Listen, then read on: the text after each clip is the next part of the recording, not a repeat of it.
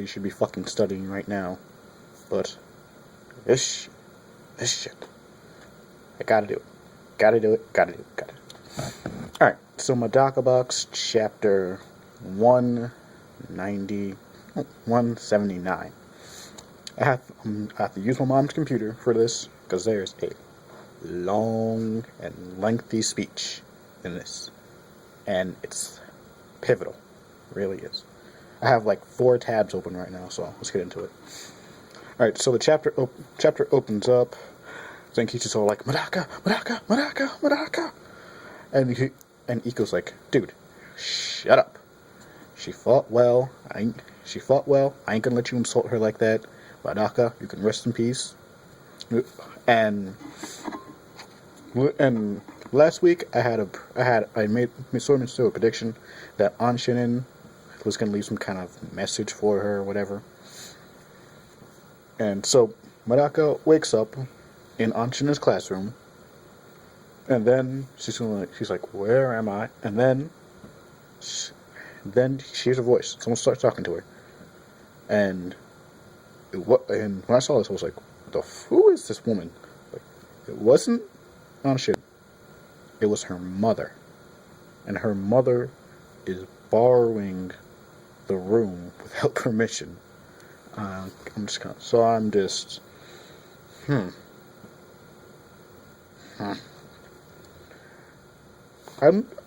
like to say I'm curious how that works, but to be honest, I don't care. I don't care, because logic, Medaka Box, no. But anyway, it's her mother. She's holding a bouquet of flowers. She's pretty much going, congratulations, you had a good life, and now you don't have to fight anymore. She hands it to her, and it's like, Medaka tries to leave the room to go back and be revived, and she stops her, and it's just like, she kind of gives like, how do I put this? If you know anything about TV shows, it's kind of like a reason you suck. It's kind of like the reason you suck speech, but for both of them, and it's kind of like when I was a kid speech mixed together. And she kind of starts off like this. It's like I used to be like you. I always used to be fighting something, and I have the page open. It says I always stood against the headwind and ran before strike. I believe that if I took the lead, then others would follow after me. And just like Medaka, so he's basically telling Medaka, like, I used to be just like you. I used to be this go-getter. I used to be help everyone. I hope they would follow my example, but it doesn't work like that. Instead, they went into the opposite direction. And she basically goes like, that's life. She says, such is reality. So basically, that's life. And she said she gave herself the role of the devil's advocate, and saying it was for the people of the world. But it wasn't. But again, in reality, that's life. People didn't see it that. They just saw her being an egotist, and no one cared about her ideas. And if you remember anything about Medaka's mom back a while ago, I barely remember it. Essentially, it was like she worked basically herself into the ground. She worked her subordinates or co-workers into the ground, trying to do this. And after she says that, Medaka has a little flashback image, and it's of the election, and she's looking and she's thinking, she sees her name, Kurikawa Medaka, 2%. 2%. So she's really like, alright. And after what she says, ties that together, she says, on the contrary, I witness how an egocentric malice managed to save and evolve into what that one bit human. So, and I fucking hate when manga here does this. I can't read the top word of the next page, but she used an example for extreme logic. Basically, like what she's implying here is like, if you do one thing too far, something else is going to happen. And she used the example of war. Now, if you've been watching the Mayu anime, which I have been watching recently, um, you'll learn that the people are not the humans in power are not waging the war for like almost jihadist reasons, like demons are evil, demons are evil. No, they're waging it for economic purposes because without them, they basically wouldn't be able to feed themselves. She's but for war, basically, when a war erupts, lots and lots of people die. But at the same thing, it brings economic growth, gives birth to employment, assists in the improvement of medical and science fields, and after that she says, the fact that good deeds injure humans and evil deeds save humans sure does break whatever you believe to be right, right? And she's not just talking and she isn't just talking about history. She also mentions Professor Surubami saying like no matter how disgusting and a pervert he was, it's because of that pervert that I was able to know love. And remember, Professor Furubami set pretty much hooked them up, and so and again she finishes this you suck speech lesson that's life. Like no matter what your ideals, life is life. The person you save might become a murderer. The person you kill might become a murderer, and that's just kind of how it goes. And the most important line that she probably gives, you should learn to bend your ways. If not, someday you will break, get crushed, and become a lost soul like mine. And then she just ends it. That's just how the world goes. Blah blah blah blah. And Medaka kind of has a little think for a moment, and she goes, "I'm jealous that you have fought enough in this world enough to be able to speak of it." And she says, "This feeling stays within me. Instead of stating how the world goes, I want to question. No, instead of stating how the world goes, I want to question how the world goes." This should be like the title of this review. Medaka is as Medaka is. That's basically what she just said. I am who I am, and that's not really going to change. And Medaka has this ridiculously stubborn side to her. And she said, and her mother says, that's suicidal.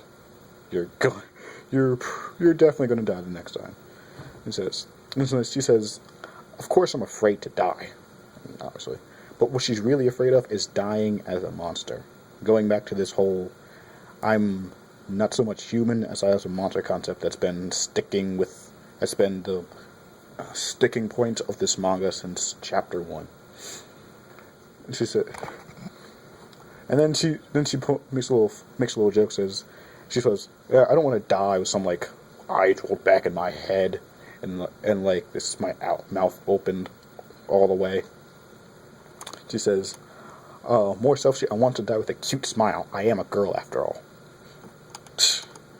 So that's pretty much more Niso rambling stuff. And she said, and so she leaves, and that's pretty much the end of this really, really, really long dialogue. I mean, my God, that was like 10 chapters at least, or more. I mean, chapters, pages. And she says, I do not, and she concludes with I do not regret giving birth to you, Medaka. And so Medaka stands back up in the most awesome way possible, with her clothing ripped the fuck, almost showing her boobs, as in true Niso fashion. And then they go into into how she's getting back up. Zenkichi reaches for her, and he feels these vibrations almost push his hand back. And essentially, that's essentially the 800 lies user comes in and says that's that's her style, using sounds, aka words, because words are vibration. She can use the vibrations to pump blood through her body. And you may be thinking, that's kind of an asshole. But then she goes into say it's the same when I can't say this goddamn name. The bunny bitch with the spear. So Pierce Professor Furoku's heart. That's how he managed to move while being dead for 3 years.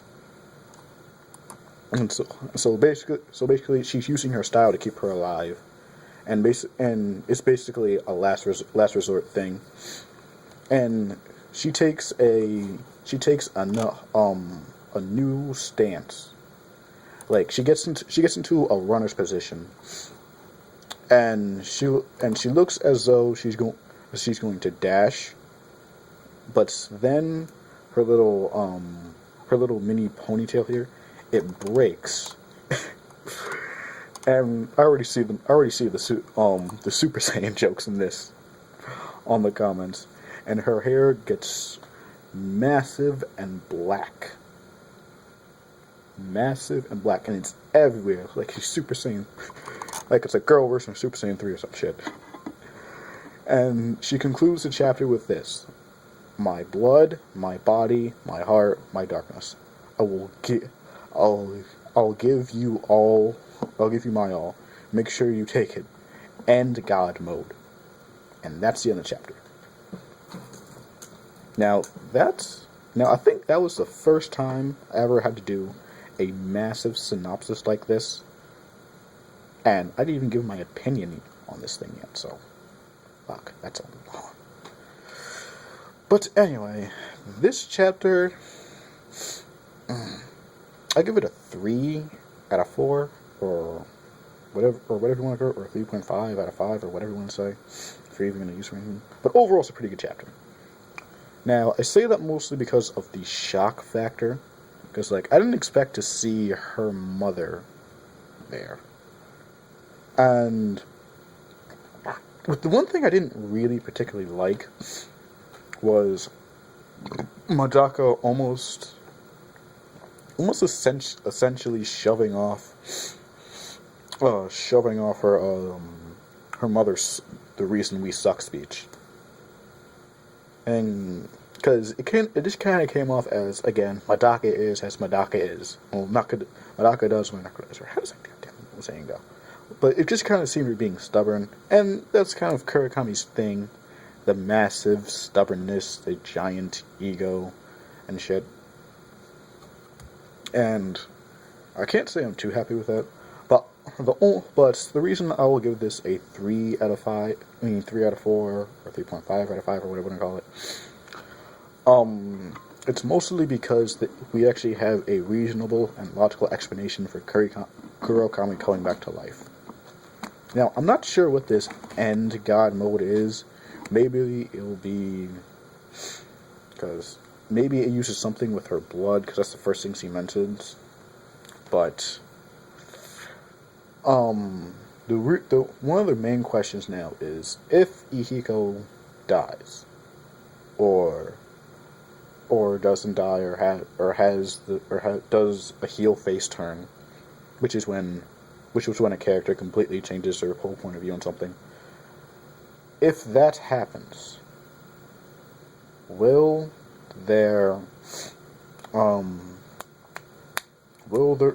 he reverse the effects, or the damage that he's done, or if he dies, does that negate his ability? And I'm pretty sure it does, but yeah, I don't really see it going any other way. But that's mostly it for this chapter. Now, this is an interesting chapter. I tried my best to give it out there to you guys in a reasonable way, but it's more something you have to read for yourselves. It's not something that can really be explained. And